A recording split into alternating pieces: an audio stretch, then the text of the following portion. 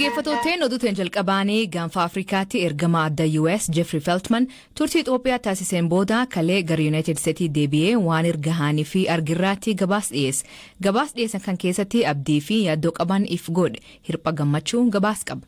Gaanfa Afrikaatti ergamaan adda Ameerikaa irra deddeebiidhaan Itoophiyaatti marmaraa ture Jeffrey Feltman maree ministeera muummee Abiy Ahmed wajjiniin taasisaniin kaayyoon isaa finciltoota Amaaraa fi Affaar keessaa baasuu akka ta'e hubachuu isaanii himan. Dhugaadha.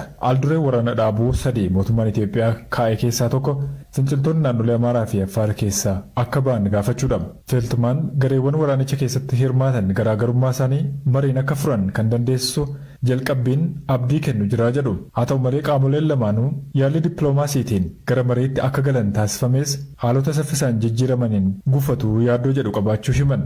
Ministeerri muummee kaayyoon isaanii inni guddaan iddoowwan finciltootaan qabamanii jiran keessaa baasuu ta'uu natti himanii jedhu.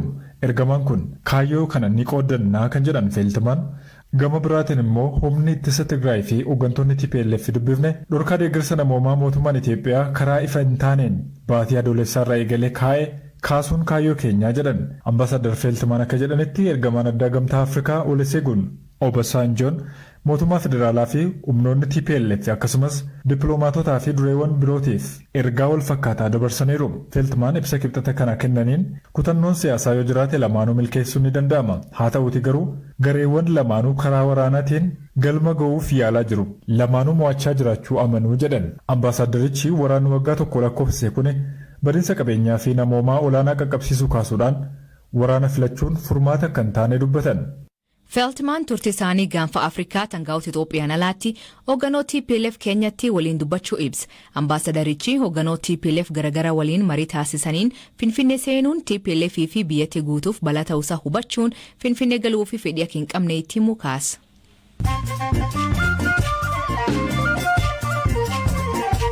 Dhageeffatooteen oduu gaggabaaboo addunyaa isanii dhiyeessaa jalqabaan Itoophiyaan dippiloomaatoota Ayirlaand aariiti. Mootummaan Itoophiyaa torbaan dabree dippiloomaatota embaasii Ayirlaand keessaa hojjetoota 6 keessaa 4 torbaan tokko keessatti akka bahan ministeeriyaa ja'alaa beeksise. Itoophiyaan murtee kan fudhatteef ejannoo Ayirlaand waraanaa fi rakkoo namoomaa biyyattii keessa jiru ilaalchisuun maree nageen mootummoota gamtoomanii dabalatee sadarkaa idil addunyaatti qabaatirraa kan ka'e. Ayirlaand gamisiitiin murtee Itoophiyaa kanaan gadduu isii ibsiti. Erga ministeera muummee Abiy Ahmed gara waraana deemuun lol finciltoota TPLF irraa taasifamaa jira akka geeggeessu beeksise namoonni bebeekamoon haaluma wal fakkaatuun waraana takka duulan himaa jiran atileetota, namoota siyaasaa, weellistoota, abbootii qabeenyaa akkasumas paartiilee mormitoota irraa namoonni of baasaa jiran. Namoonni kunneen dabalamuun erga lolii hammaatee fi finciltoonni TPLF gara Finfinneetti qajeeluu jiraachuu isaanii beeksisan. Dhaabbanni mootummoota gamtoomanii adoolessa 7 waggaa cufaa guyyaa addunyaan afaan Swahilii kabajtuu ta'uu labse. Swahiliin afaan Afrikaa bahaatti guddinaan fayyadaman ta'ullee jiddugaleessaa fi kibba Afrikaatti illee hin dubbatamu. Kun afaan jalqabaa ka Afrikaa keessa beekamtii argatee guyyaa kabajaa UNESCOon kenniteef. Boon cimaa Soomaaliyaatti uummata miidhaa jiruu fi mootummaan biyyattii labsii yeroo muddamaa labse. Ministeerri muummee Soomaaliyaa Hussein Roble uummanni Soomaalii fi hawaasni idil addunyaa akka isaaniif birmatu gaafate. Sababoon kanaa fi horiin hedduun dhumatee bakkeewwan gariitti namni du'uu himan. Kaampaniin teknoolojii guddichi Apple dhaabbanni Israa'el NSO jedhamu maamiltoota isaa Apple fayyadaman jala odeeffannoo hatuu yookiin haka gochuu yaalee jechuun himate. Sooftiweeriin NSO'n oomishu bilbilawwan iPhone fi Android ta'an kamiidha yoo ta'u ergaawwan gaggabaaboo suuranii fi iimeelii galmeessuuf akkasumas haasaa bilbila butuuf kan qophaa'ee jedhan. NSO'n ammoo shororkeessitoota fi namoota akka hojjetan irratti xiyyeeffachuu hima. Haa ta'u malee sooftiweeriin kun falmitoota mirgoota namoomaa namoota siyaasaa fi gaazexeessitoota butuu fi faayidaa roolaa himanna jedhuu irraa dhiyaatan. Laayibeeriyaatti miseensota waraanaa 200 qacaruu fi beesis bahee fi dubartoonni 7,000 ol dhiyaachuun dhaga'ame. Waraanni biyyattii ka Ameerikaan leenji'u kun diqa waan ta'eef dabalachuuf beesis kan dhiyeesse. Godin Jimmaatti mani murtii aanaa Qarsaa dubartii daa'ima waggaa 7 irraan miidhaa hama dhaqqabsiiftee hidhaan adaabe. Himatamtuun Ruudi Dayaas ibiddi feestaalii qabsiiftee daa'ima guddisuuf ofii fudhattee irteetee gubattuu taasifte.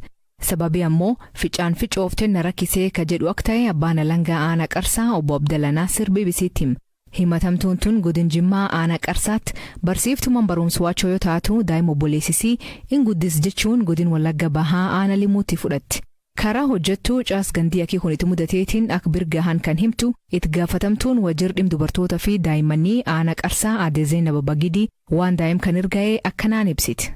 Akkuma sana miidhamteetu bishaan waraabdee galtu kufte kanarraa kaasee maal taateeti kana tokkoltu waan arge jettee qorannoo gaggeessitirraa kaasee intalli akkasittiin seetuna bubee jettee gaafa isheen gaafattu waan deebii akkasii waan deebisteefiif deebii isiirraa kaatee ol qabdee gaafa laaltuuf bubaatii cimaadha sanaan seedhaan itti darbanii wal lolanii ilmoo adaadaa kootiiti akkamitti maaltu si galche waan arge jedhanii turte milishaatti waamtee qabdeenuu fidde. Kanarraa kaanee nutis milishaa fi dhimma dubartii fidde sanaa daa'ima jennee ishee qabamtee akkasiin dhuftu taasifnee waajjira poolisiitti ergine achirraa kaasee ragaa jaruma lamaantu ta'ee jechasi gaafuma poolisiidhaa jecha kenniturraa kaasee jecha amantaati kan isiin kennite ragaa bifa sanaan qindeeffannee mucaa battalumaan buufata fayyaa gaafa geessinu riifar jedhamee riifar gaafa jedhamu karuma waajjira keenyaa dhayxee akka yaalamtu namoota 3 poolisiirraa nama tokko waajjira keenyaa nama 2 kallattii sanaatiin hospitaalli federaalaa Jimmaatti dhiisteeti kan isiin yaalamaa turte bifa kanaatiin waan jecha amantaa jalqabarraa kaasee ofii kenniteef immoo waggaa 3 fi 7 adabamteeti kan isiin jirtu. Akkaanaa keenyaatti amma yoonaa yakka akka kanaa daa'ima irratti raawwannaan hin argine. Yakki daa'imman irratti raawwatu yoo baay'ate reebicha uleedhaan wantoota garaagaraatiin darbee humnaa ol hojjechiisuun hin mul'ata. Waan akkana daangaa darbee garuu tarkaanfii gara jabeenya akka kana gaafa fudhatan yeroo nu mudatu anis yeroo dhiyoo iddoo sana dhaqus jiraataadhuma aanichaati. Waan akkana daangaa darbee garuu hanga ammaatti nu mudateen beeku waajjirichatti ijoolleenis akka himanitti akka waajjiraattis yakki akkana gara jabeenya akka kanaa daa'ima umurii kanaarratti gaafa raawwatu argamee hin beeku. Abbaan alangaa gochichi halkaniin raawwatamuu isaa daa'ima ofirra ittisuu hin dandeenye irratti raawwatamuu isaa akkasumas himatamtuun yakkichi firuu ofirraatti kan raawwatu ta'uu isaa akka yaada dabbii cimsuutti akka qabamuuf dhiyeessuu isaanii obbo Abdallaan hima. Gam himatamtuutiin immoo gochichi raawwachuu isii amanuu fi gaabbuun isii akkasumas kuusa yakka kan hin qabne ta'uu isaa akka yaada dabbii salphisuutti akka qabamaniif himan. Mani murtii Aanaa Qarsaa dhimmicha erga qorateen booda himatamtuu Rudde Dayyaas irratti hidha waggaa 3 fi 7 irratti murteesse.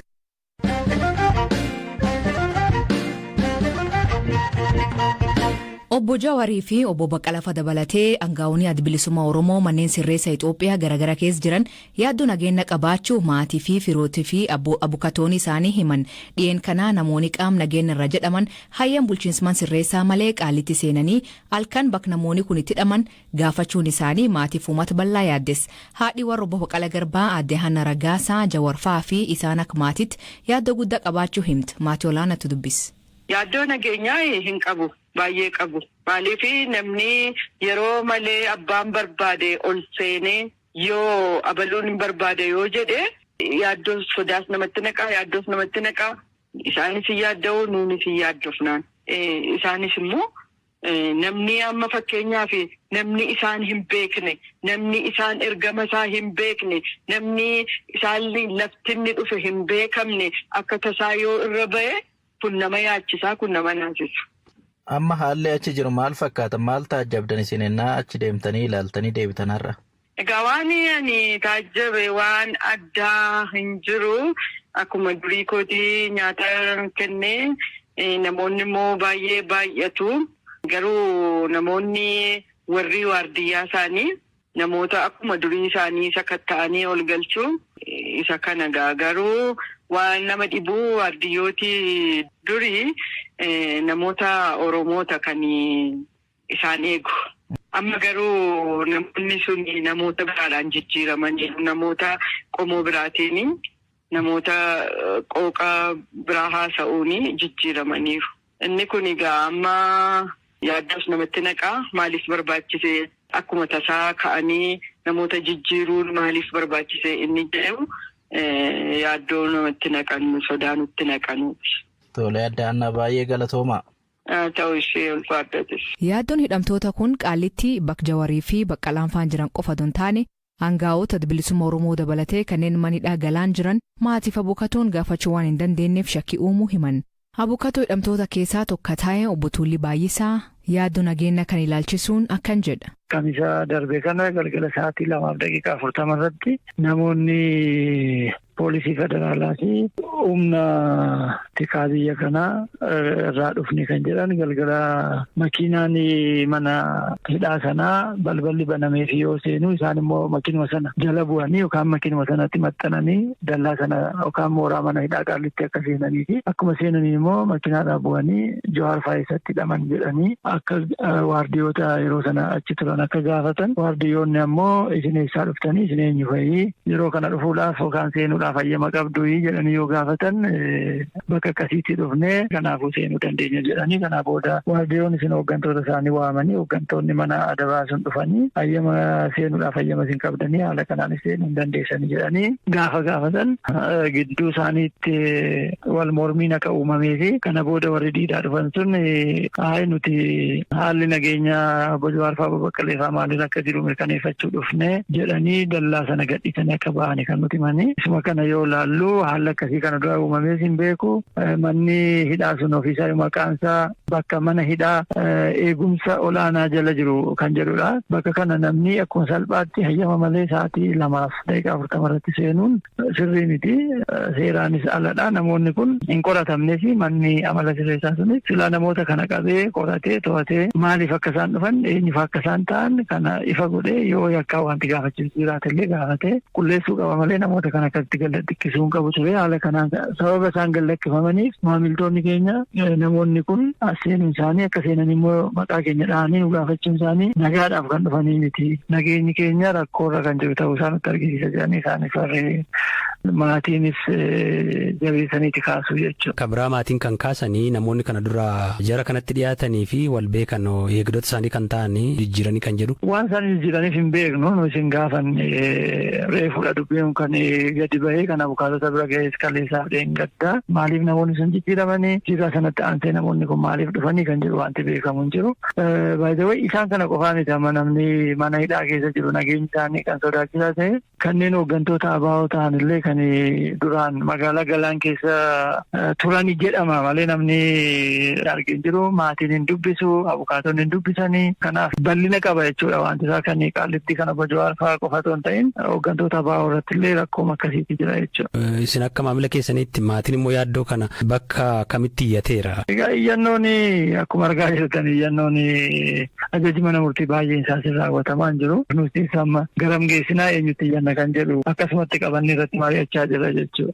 Itaanan abbaa alangaa waliigal federaalaa obbo Fiqaaduu Tsaggaa yaaddoo uumamte kanirraa ammaatti utugaa qabaachuu baatullee mootummaan nageen hidhamtoota itti gaafatamummaa qabaachuu himu. Akka mootummaatitti eegumsa mana sirreessaa jiran keessa shakkamtoota hidhamtoota hundumaaf eeguun dirqama mootummaati. Kunis godhamaa jira. Maatiin illee abukaatoon isaallee dhufanii kanatti kaasanii jiru. Hin barreeffamne hagammaa. Yaaddoo maatiif abukaatoonni qaban kana bulchiinsa sirreessa federaalaatti dubbii hima akka ta'an obbo Garramoo Wayyaloo bilbilee fi argachuu hin dandeenye.